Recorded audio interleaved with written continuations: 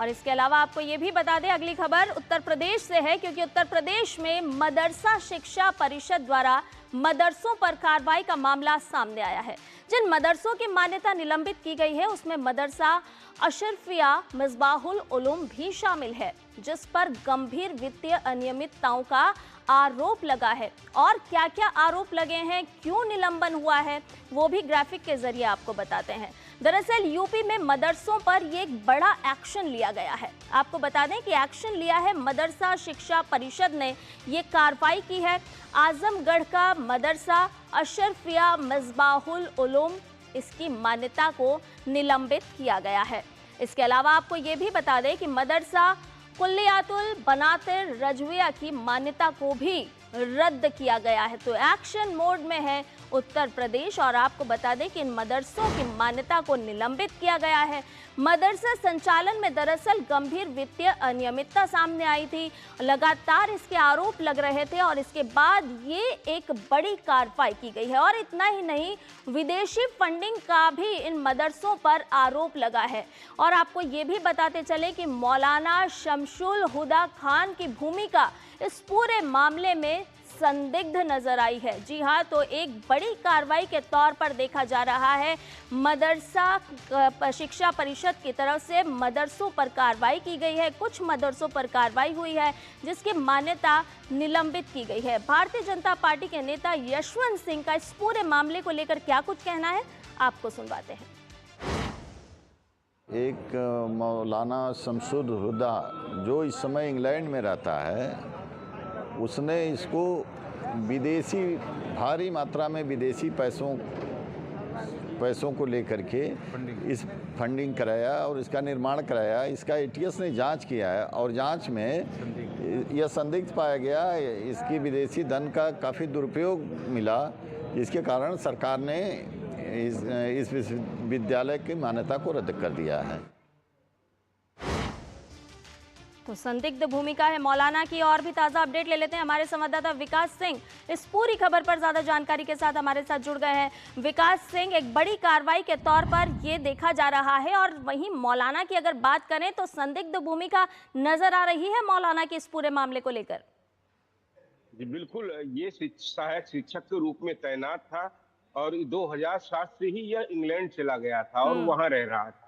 इससे पहले इस पूरे मामले के अगर प्रकरण की बात हम समझाएं तो मदरसा सभी मदरसाओं की एटीएस जांच कर रहा था, उसमें उसको चौंकाने वाले खुलासे सामने आए।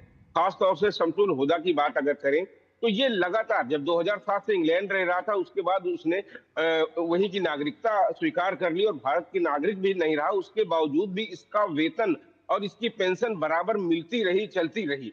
इस मामले पर और भी कार्रवाई अभी होनी है, विभागीय जांच चल रही है और कहीं ना कहीं वो लोग जो इसकी पेंशन और वेतन लगातार जो मिल रहा था वो सारी लोग हैं, उन पर भी कार्रवाई होना तय है।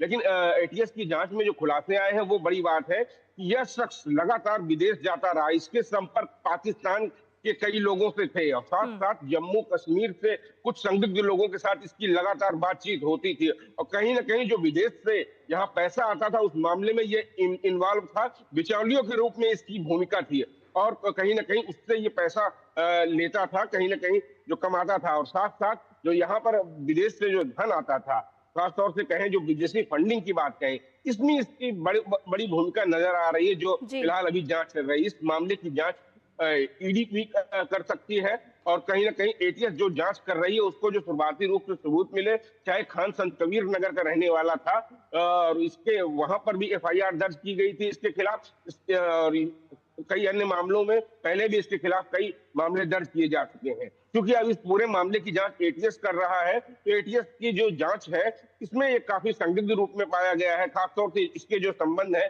पाकिस्तान से है और खासतौर से विदेश से जो धन यहाँ पर आता है उसमें इसकी मुख्य भूमिका नजर आ रही है और कहीं ना कहीं इसके साथ साथ इसके जो और कारिंदे यहाँ पर हैं उनकी तलाश में एटीएस लगातार लगी हुई है। एटीएस अपनी जांच कर रही है और बड़ी कार्रवाई अभी और होगी। हालांकि जो अभी विकास क्या देखा जाए कि ये जो कार्रवाई हो रही है इसकी जद में क्या और भी मदरसे आ सकते हैं, क्या और भी मदरसों पर गाज गिर सकती है, क्या और भी कोई मौलाना जिनकी संदिग्ध भूमिका है उन पर भी गाज गिर सकती है?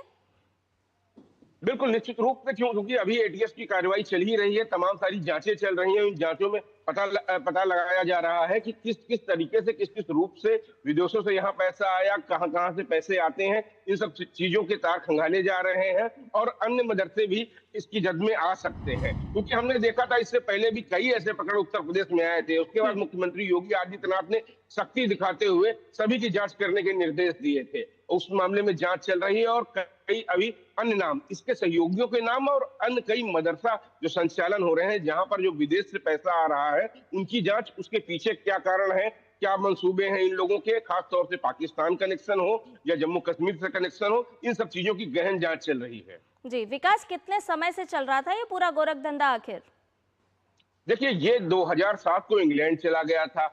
इसके बाद 2017 में ये रिटायरमेंट ले लेता है, लेकिन इस दौरान इसका वेतन बराबर इस मदरसे से मिलता रहा और साथ साथ इसके विदेश जाने पर, यहाँ पे रहते हुए भी कई बार विदेश जाने के सूत्र मिले तथ्य मिले हैं एटीएस को। जो एटीएस से मिली जानकारी है वो बताती है कि कहीं ना कहीं इसके तार लगातार विदेशी लोगों से बने रहे हैं और ये एक ऐसा सिंडिकेट तैयार करता था जो विदेश से जो पैसा यहाँ पहुंचाना होता था, बीच में मध्यस्थता के रूप में ये सक्रिय रहता था। क्योंकि ये ब्रिटिश का नागरिक हो चुका था, उसके बाद भी यहाँ पर इसका वेतन कैसे मिलता रहा, इसकी पेंशन सवाल कैसे तो मिलती यही उठता है कि नागरिक ब्रिटिश के हैं और तनख्वाह भारत से मिल रही है, निश्चित तौर पर संदिग्ध है और सवालों के घेरे में भी है। बहुत बहुत शुक्रिया विकास, तमाम जानकारी हमसे साझा करने के लिए।